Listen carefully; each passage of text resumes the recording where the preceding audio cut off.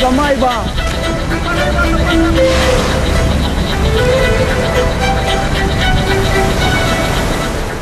Maski ang pinakadambuhalang balyena ay dumiliit kung ikukumpara sa laki at lawak ng di matapos-tapos ng karagatan. Kaya kakaunti pa rin ang alam natin sa buhay ng mga blue whale.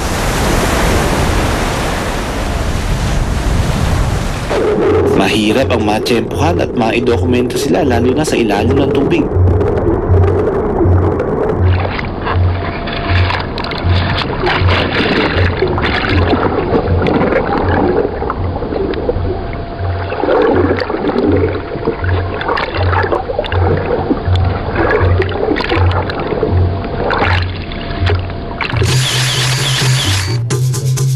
Pero dahil sa mga litrato, hindi pa pala tapos ang pagkilala ko sa mga blue whale.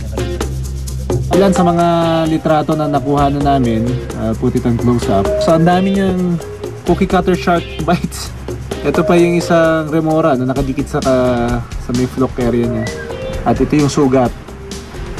On the other side, madami pa rin. Pero pwede mong bilangin, ang dami. Ang nakikita lang namin kasi halos is yung blowhole, which is kasing haba ng dulo ng bangka namin, at yung dulo ng kanyang fluke na nandun sa isang end nung bangka namin. Yung rostrum, yung rostral area nung whale na to, hidden pa sa tubig at hindi pa namin nakikita sa camera. So kung iaangat natin siya, ganun natin talaga lang ma-observe kung gaano kahaba itong blue whale.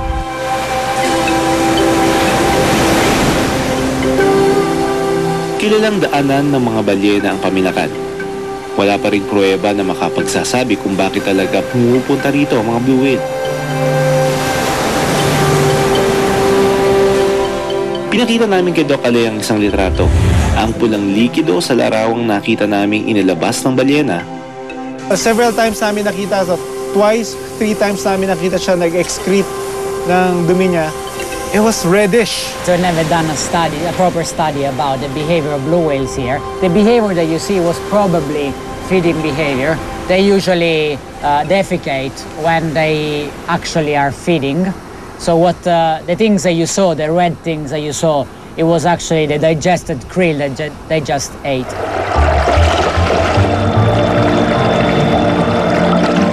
Krill o maliliit na malahipon sa dagat ang kinakain ng mga blue whale. 40 milyong krill ang kayang kainin ito sa bawat araw. At ang litrato, pruweba na kumakain ng blue whale sa Pamilakan. Yung mga pictures na ito, binigay namin kay Ale para sa research niya on marine mammal sa Bohol. Shinare namin sa kanya yung mga findings namin, shinare namin sa kanya. Hopefully, nakadagdag kami sa pag-aaral niya. Yung nature kasi binigay sa atin yan, hindi lang naman para sa isang tao or hindi lang para sa isang lahi. Binigay yan para sa ating lahat to enjoy. And also the responsibility to take care of these wonders, tayo din dapat lahat. So we should take part, all of us should take part in protecting these works of wonders. Natigil man ang pagkakamlan sa mga blue whale. Ang pagbabago sa kanilang pagkain dulot ng pabago-bagong klima o climate change na dulot ng pabaya at sobrang pamumuhay ng bawat tao, pati ang posible nilang pagkabunggo sa mga barko at pagkatrap sa mga lambat, ang mga panganib na ito, dagdag pa sa mga banta sa kumakaunti nilang bilang. Never kong naisip na madadocument natin, makukuhanan natin yung pinakamalaking hayop na pwede mo makita sa buong mundo. Nandito lang siya sa katubigan natin. That's just amazing. And limitado lang yung mga equipment na ginamit natin. Hindi katulad ng mga paghahanda na ginagawa ng ibang mga foreign outfits.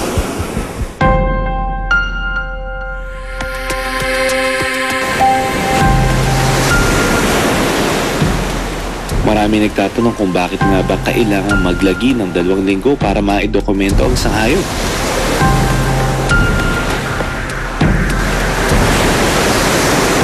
Para sa amin, ang pagdokumento sa mga hayop ay para gumawa ng isang tulay.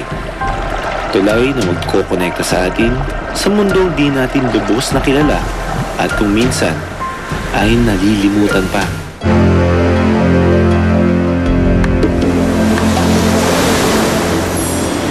Inaasahan naming sana dahil sa mga ganitong dokumentaryo, ang mga tao ay mamamangha muli sa kanilang mundo at umaksyon para protektahan ito. At kung ganito kaganda at kamangha-mangha ang ating dadatnan, di ba mas mabuting panatilihin at sagipin ang titirang yaman natin?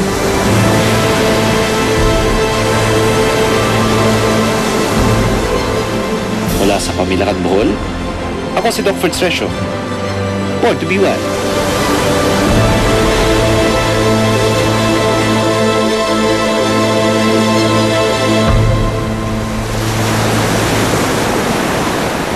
This program is being brought to you by Wings Total Care, Pocari Sweat, Nissin Seafood Cup Noodles, and Smart Dishwashing Paste.